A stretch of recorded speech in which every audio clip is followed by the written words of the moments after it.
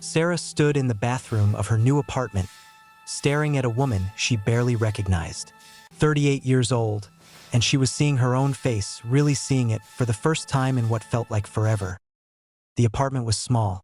One bedroom, a kitchenette with a two-burner stove, a window that overlooked a parking lot. It was nothing like the four-bedroom house she'd left behind 3 months ago, but it was hers. That word felt foreign on her tongue. Hers. For 15 years, nothing had been hers. Not the house, not the furniture, not even her thoughts. Marcus had owned all of it, piece by piece, decision by decision, until Sarah had become a ghost haunting her own life. It hadn't started that way. In the beginning, Marcus had been attentive, protective even. He'd call her during lunch breaks, want to know about her day, offer opinions on what she should wear. She'd thought it was love, the kind of all-consuming romance she'd read about in books. But protective became possessive. Attentive became controlling.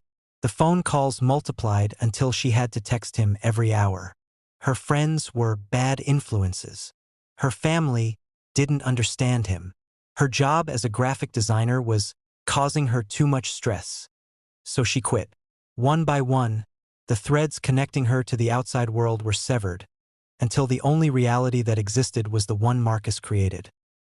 The worst part wasn't the yelling, though there was plenty of that. It wasn't even the isolation. The worst part was how he'd convinced her she deserved it, that she was too sensitive, too dramatic, too stupid to function without him. He never hit her. He was careful about that.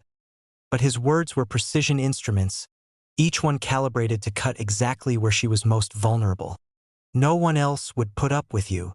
You're lucky I love you despite how broken you are. Where would you even go? You have nothing without me. And she'd believed him. For 15 years, she'd believed every word.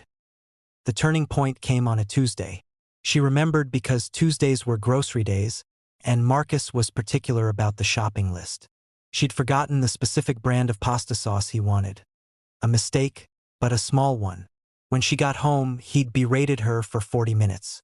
Not yelling this time, just that cold, disappointed tone that made her feel 6 inches tall. How hard is it to follow simple instructions, Sarah? A child could do this. Are you incapable of the most basic tasks? She'd stood there, bag of groceries still in her arms, and something inside her cracked.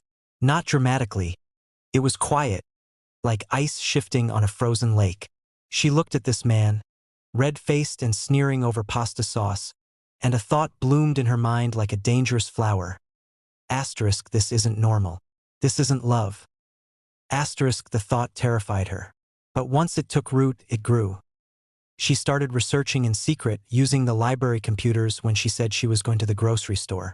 The words emotional abuse and coercive control appeared on her screen, and with them came a recognition so profound it made her physically ill.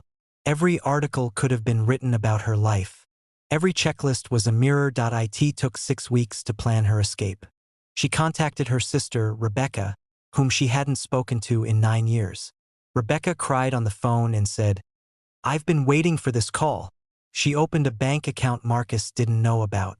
She found this apartment. She contacted a domestic violence organization even though she wasn't sure she qualified. She did. The day she left, Marcus was at work. She packed only what she could carry. Clothes, her old laptop, a photo album from before they met, and a small wooden bird her father had carved for her when she was 7. She left her wedding ring on the kitchen counter with a note that said simply, "I'm leaving. Don't contact me." The first month was the hardest. Marcus called, texted, showed up at Rebecca's house. He oscillated between rage and remorse, threats and promises to change. The domestic violence advocate warned her this was typical, the extinction burst, they called it. When she finally blocked his number, she felt simultaneously liberated and terrified. But slowly, carefully, Sarah started to build a life. She got a part-time job at a coffee shop.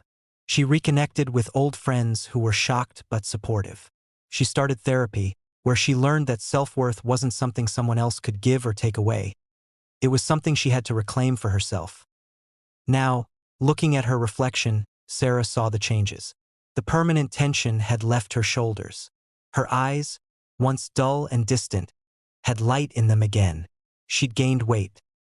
The anxious knots in her stomach had finally loosened enough to let her eat, and she looked healthier, more alive. Her phone buzzed. A text from Rebecca.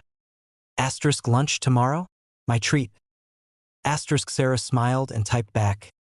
Asterisk I'll treat. I got my first paycheck from the design job. Asterisk after months of freelancing from her laptop, a small agency had hired her.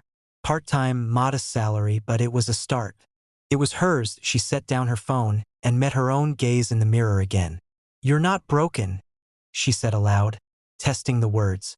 They felt strange but true. You never were. The woman in the mirror smiled back. Tentative but genuine. Sarah had spent 15 years learning to disappear.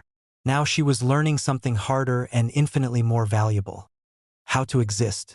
How to take up space. How to believe that she was enough, exactly as she was. It wasn't perfect. Some days she still heard Marcus's voice in her head, still felt the pull of old patterns.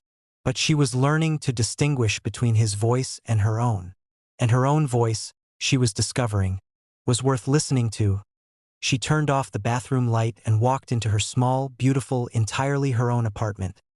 For the first time in 15 years, she was home.